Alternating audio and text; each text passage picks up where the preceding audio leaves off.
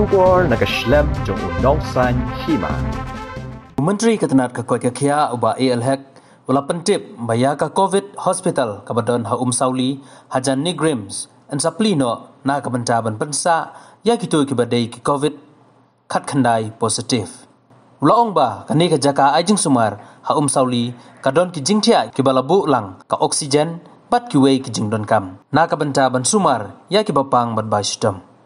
Bahek ulaong ba ki jingpen kre hakni ke COVID hospital kadai na kabenta sispa teli ke jingthia bat ya menta lapan bit penbiang man sedang swa sanpau teli ke jingthia Iralik menpit yang jing bengkre sagawai pada ke COVID hospital hangte po Sauli ke pada po building jong ke TB hospital kali rangkat bagi DHSMI Dr. Amanwar juru bagi official jong health department dan kunjuru bagi dapur district administration menpet yang dijinurkan jong kenika COVID hospital.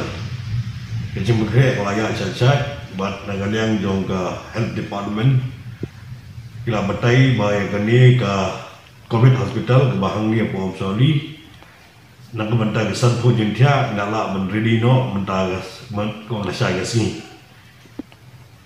Di mentai lala lu menplino yang kena ke COVID hospital kembali sentuh jingtia hang ni apa Sauli dan mentah itu ki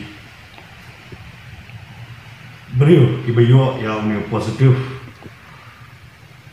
buat ki wala man bu memensa hang ni ke jaka wala penbiang lupa dan mentah ke oksigen bagi ki direkam ban ai ke jingeda naga mentah itu kibayo yang ni coronavirus. Jika jemput krek naga mentah kini ke COVID hospital kami yang Sauli kini si sepanjang dia, ban mentah nak long ready, ban sedang no yang kini kesan pojing dia.